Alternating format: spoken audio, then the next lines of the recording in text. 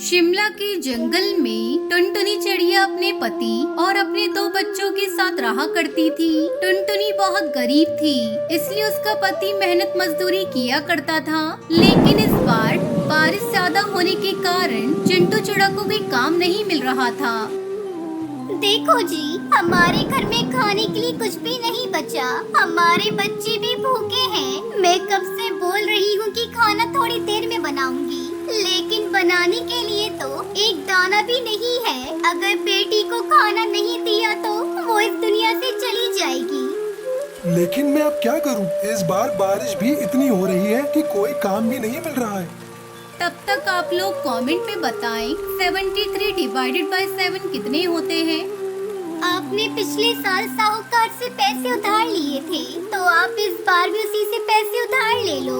जब बारिश बंद हो जाएगी तब आपको काम मिल जाएगा, तो आप पैसे लौटा देना। इतना सुनकर चिंटू साहूकार के पास जाता है और उससे पैसे ले लेता है।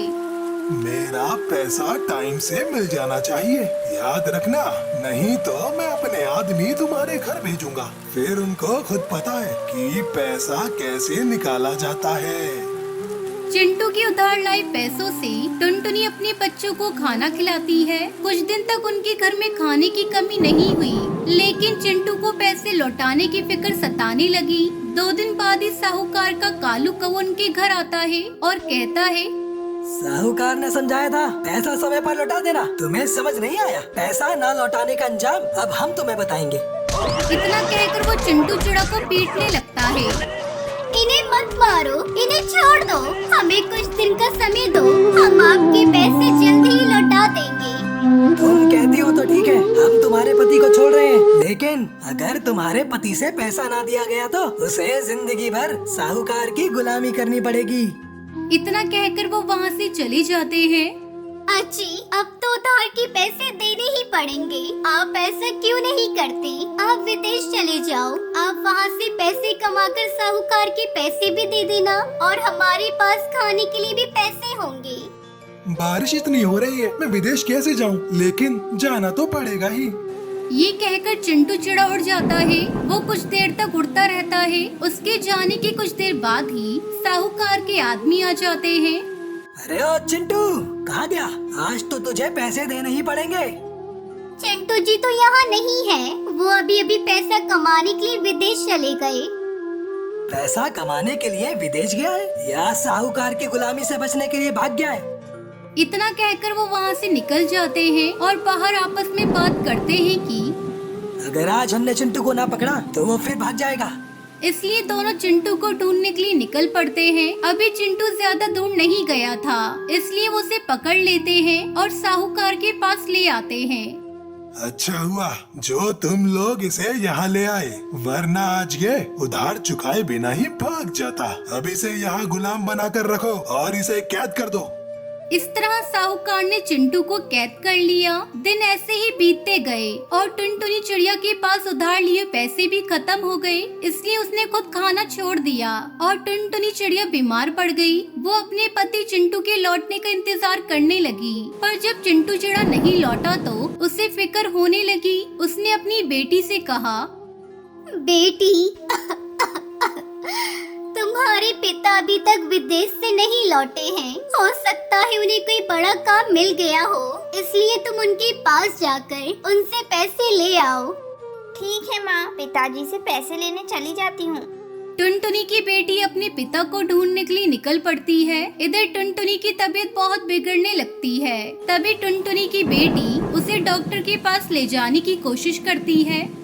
माँ, इतनी बारिश में मैं आपको डॉक्टर के पास नहीं ले जा सकती और हमारे पास इलाज के पैसे भी नहीं है। माँ, मैं साहूकार के पास पैसे उधार लेने जा रही हूँ। आपका इलाज होना बहुत जरूरी है। माँ, जब पिताजी विदेश से पैसा कमाकर लौटेंगे तो हम साहूकार का सारा पैसा लौटा देंगे।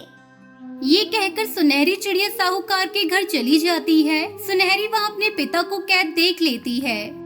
पिताजी, इन लोगों ने आपको यहाँ पर कैद करके रखा है और हम सोच रहे थे कि आप विदेश गए हुए हैं, इसलिए पिंकी बहन आपको ढूंढने के लिए विदेश गई हुई है और माँ की तबीयत बहुत खराब है। अगर हमने भी उनका इलाज नहीं करवाया तो माँ नहीं बचेगी। अब मेरी पत्नी का क्या होगा? हे भगवान, तू हमारी कैसी परीक्षा ले रहा है? मैं यहाँ कैद हूँ, अब मेरी पत्नी का ध्यान कौन रखेगा? पिताजी आप फिक्र मत करो, मैं पुलिस को बुलाने जा रही हूँ। सुनहरी चिड़िया इंस्पेक्टर कौवे को सारी बात बताती है। इंस्पेक्टर कौवा आकर साहूकार से मिलता है। तुमने चिंटू को अपने घर पर कैद करके कानून अपने हाथ में लिया है, इसलिए तुम्हें अब इसकी सजा मिलेगी। अगर सजा से बचना चाहते हो तो चिंटू को छोड़ दो, और तुम्हारी वजह से चिंटू विदेश नहीं जा सका, उसकी भरपाई भी तुम्हें चिंटू को देनी पड़ेगी। साहूकार को अपनी गलती पता थी, इसलिए सजा से बचने के लिए साहूकार ने चिंटू को छोड़ दिया और उसे भरपाई के पैसे भी दिए। अब सुनहरी उसके पिता घर आ गए। अजी, पिंकी आपको ढूंढने के लिए गई हुई है, आप उसे ढूंढ कर ले आओ, मुझे उसकी बहुत याद आ रही है। चिंटू चुड़ा घर से जाने वाला ही था कि पिंकी वापस घर आई। अपने पिता को देखकर वो बहुत खुश हुई। फिर सब मिलकर खुशी खुशी एक साथ रहने लगे। कश्मीर के जंगल में कालू कौवा अपनी पत्नी टुनटुनी और 2 बेटियों के साथ रहता था। कालू कौवा बहुत ही मेहनती था। वो कश्मीर के जंगल में मूंगफली बेचा करता था। इस काम में उसकी पत्नी टुनटुनी चिड़िया उसका हाथ बटाती थी। एक दिन जब कालू कौवा मूंगफली बेचकर घर आया। क्या बात है जी, कई दिनों से देख रही हूँ, सुबह जब तुम मूंगफली बेचने जाते हो तो खुश दिखाई देते हो, लेकिन घर लौटते हो तो उदास दिखते हो। ऐसी क्या बात है? क्या आजकल मूंगफली का धंधा अच्छा नहीं चल रहा है?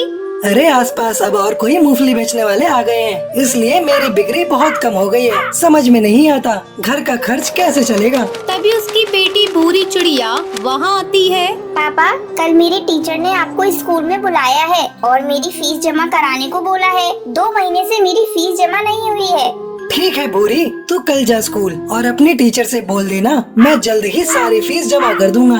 अब हाथ पर हाथ रखकर बैठने से कुछ नहीं होगा जी, हमें कोई दूसरा धंधा करना होगा। इस तरह कुछ दिन बीत जाते हैं। कालू कौवे की मूंगफली का धंधा बिल्कुल ठप पड़ जाता है और घर में खाने पीने की तंगी होने लगती है। कुछ दिनों बाद रक्षाबंधन का त्योहार था। टुनटुनी का भाई गोलू चुड़ा अपनी बहन से राखी बनवाने उसके घर आता है। क्या बात है दीदी, आज रक्षाबंधन का दिन है, तुम इतनी उदास क्यों हो? और जीजा जी कहाँ हैं? कहीं दिखाई नहीं दे रहे हैं। तुमसे क्या छिपाना भैया, आजकल हम लोग बहुत बड़े संकट से गुजर रहे हैं। इनका मूंगफली का धंधा पूरी तरह से ठप हो चुका है। अब समझ में नहीं आ रहा कि कैसे घर चलेगा। भूरी और बुलबुल की पढ़ाई भी छूट गई है। घर में जो भी थोड़े पैसे थे वो भी खत्म हो गए। मन करता है अब मूंगफली का धंधा बंद करके कोई दूसरा धंधा शुरू कर दूं। ऐसा करो, तुम सब मेरे साथ शहर के जंगल चलो, वहाँ मैं तुम्हें अपना ठेला दे दूंगा। वैसे भी वो अब खाली पड़ा रहता है। अपने भाई के मुंह से ये सारी बातें सुनकर टुनटुनी चिड़िया की आंखों में आंसू आ जाते हैं। भैया, आज तुमने रक्षाबंधन के दिन बहुत बड़ा तोहफा दिया है मुझे। अरे कहाँ हो जी, यहाँ आओ। ये देखो, मेरा भाई गोलू आया है। टुनटुनी चिड़िया की आवाज सुनकर कालू कौवा वहाँ आता है। क्या बात है, इस तरह क्यों चिल्लाकर मुझे बुला रही हो? ऐसा लगता है जैसे तुम्हें कोई बहुत बड़ा खजाना मिल गया। हाँ, खजाना ही तो मिला है मुझे। मेरा भाई हम लोगों को शहर के जंगल ले जाने के लिए तैयार है। चलो अब चलकर वही मूंगफली का धंधा करना। अगर किस्मत ने साथ दिया तो शहर के जंगल में हमारा धंधा अच्छा चलेगा। फिर टुनटुनी चिड़िया अपने पूरे परिवार के साथ शहर आ जाती है। कालू कौवा शहर के जंगल में मूंगफली का ठेला लगाता है। मूंगफली ले लो, मूंगफली ताजी ताजी गर्मा गर्म मूंगफली, भुनी हुई मूंगफली ले लो। बाजार के बीचों बीच मूंगफली का ठेला होने के कारण सभी जंगल के पक्षी कालू कौवे की मूंगफली के ठेले पर आते हैं। मूंगफली वाले भैया, 1 प्लेट गर्मा गर्म मूंगफली देना तो।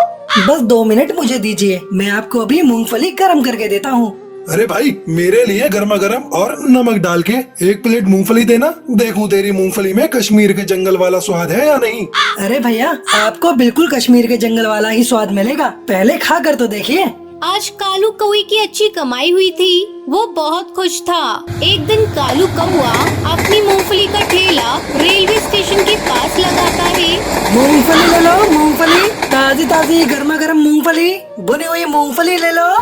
वहाँ भी उसके ठेले पर मूंगफली खाने वाले पक्षियों की भीड़ लग जाती है। टुनटुनी चिड़िया की दोनों बेटियां अच्छे स्कूल में पढ़ने लगती हैं। अब उनके जीवन में कोई कमी नहीं थी। उनका पूरा परिवार खुशी खुशी अपनी जिंदगी बिताने लगता है।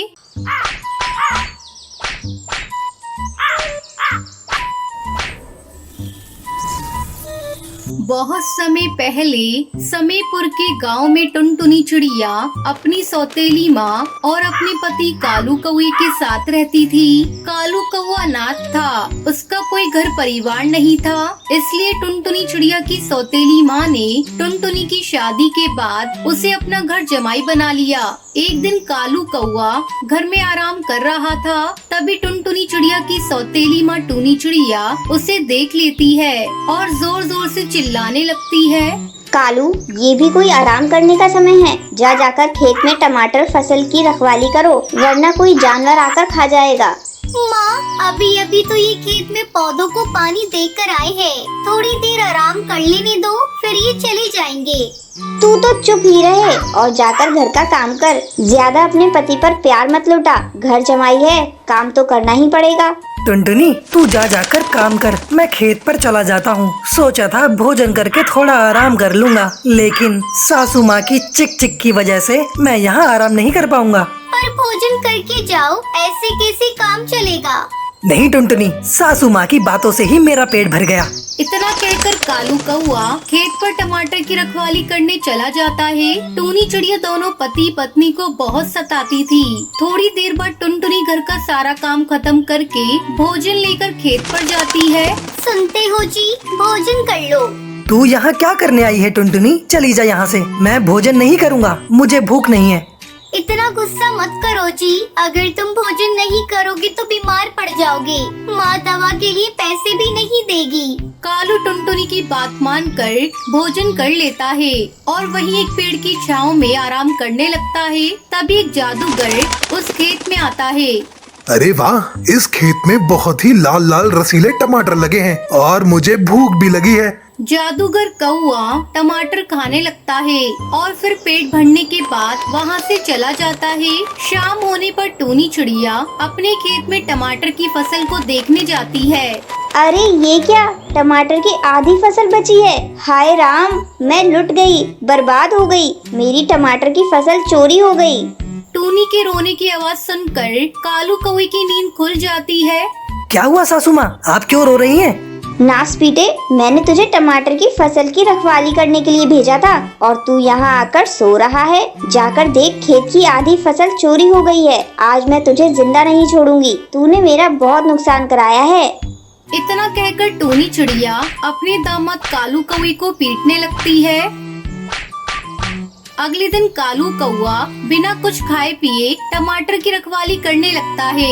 जादूगर फिर से उस टमाटर को खाने के लिए आता है। कालू झटपट जाल फेंक कर जादूगर को पकड़ लेता है। कालू कौवे, तुम मुझे एक भले पक्षी लगते हो। मैं एक जादूगर हूँ, मैं तुम्हारे सारे दुख दूर कर सकता हूँ। मुझे पता है तुम घर जमाई बनकर अपने ससुराल में रहते हो और तुम्हारी सास तुम्हारे ऊपर बहुत जुल्म करती है। तुम मुझे आजाद कर दो, मैं तुम्हें लकड़ी का एक बहुत बड़ा घर बना कर दूंगा। फिर तुम अपनी पत्नी के साथ उस घर में खुशी खुशी रहना।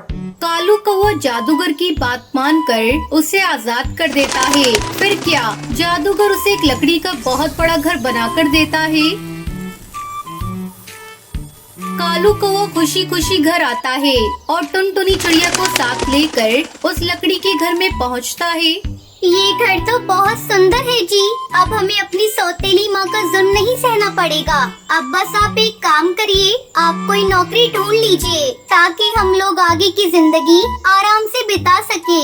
अब कालू कौवा एक ढाबे पर नौकरी करने लगता है। फिर दोनों पति पत्नी उस लकड़ी के घर में खुशी खुशी रहने लगते हैं।